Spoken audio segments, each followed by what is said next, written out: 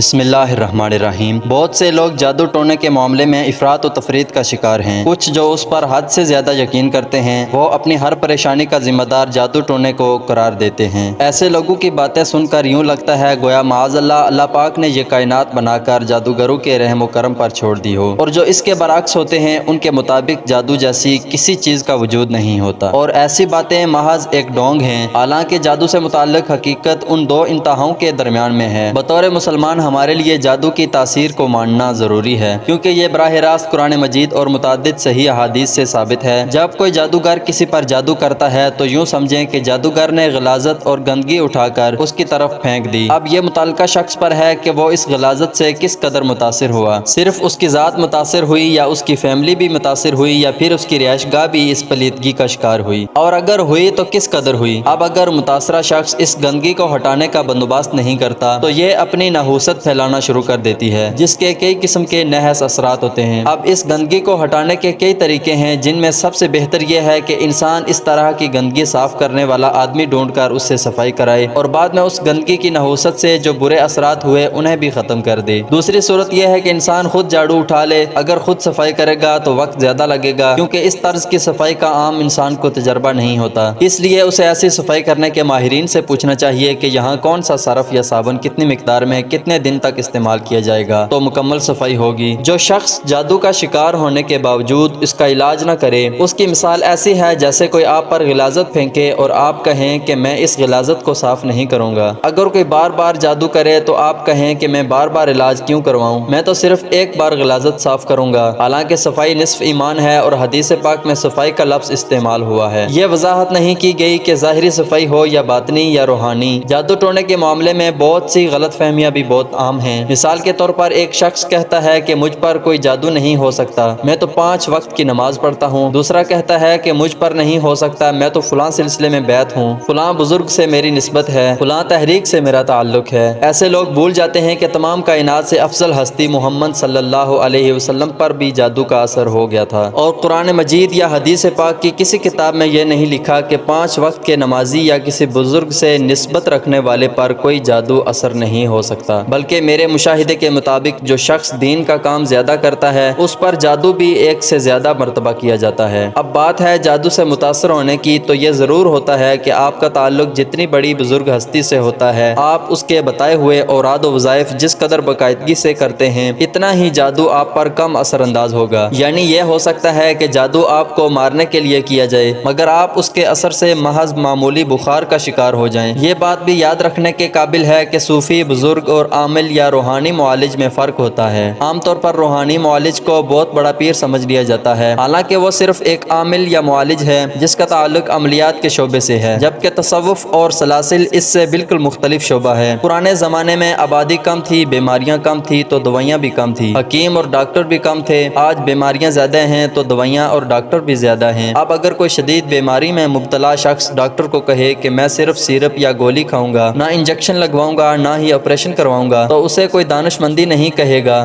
بالکل اسی طرح آج دین اور عبادت سے دوری کے نتیجے میں انسانی زندگی میں شیطان کا عمل دخل بہت بڑھ چکا ہے، اور اکثر حالات میں جادو ٹونے سے متاثرہ شخص کو نورانی اور قرآنی تعویذات کے انجیکشن اور ڈرپس لگانی پڑتی ہیں۔ اس کی مزید تفصیل کے لیے امام غزالی کی الاوفاق، امام بونی کی شمس المعارف، امام احمد رضا خان بریلوی کی شمع شبستان رضا اور صدیق حسن بھوپالی کی الدواء والدواء ملاحظہ کریں۔ آپ کو جادو کے مہلک اثرات کا علاج کرنے کے لیے رہنمائی مل جائے گی۔ جادو کے علاج کے 3 بنیادی مرحلے ہوتے ہیں۔ پہلے مرحلے میں شیطانی بلاؤں کو متاثرہ شخص سے دور ہٹایا جاتا ہے، دوسرے مرحلے میں ان کا متعلقہ شخص سے تعلق کاٹا جاتا ہے، تیسرے مرحلے میں ان کی پیدا کردہ نحوست کو دور کیا جاتا ہے۔ بعض لوگ کہتے ہیں کہ جادو کے علاج یا کاٹ میں اتنے دن کیوں لگتے ہیں، حالانکہ جادو تو بہت جلدی ہو جاتا ہے۔ اس کا جواب مختصراً یہ ہے کہ زخم لگانے میں چند لمحے لگتے ہیں اور زخم بھرنے میں ایک عرصہ درکار ہوتا ہے۔ جادو کے علاج کے سلسلے میں ایک اہم بات یہ بھی سامنے آئی ہے کہ جب تک جادو سے متاثرہ فرد خود اپنے حالات سے تنگ آ کر علاج اور کاٹ کرنے کو نہ کہے اور اسے علاج کرنے یا کرانے والے پر مکمل اعتماد نہ ہو تو جادو ختم نہیں ہوتا۔ اگر آپ اپنے کسی جادو سے متاثرہ شخص کی زبردستی کاٹ یا علاج کریں گے یا کرائیں گے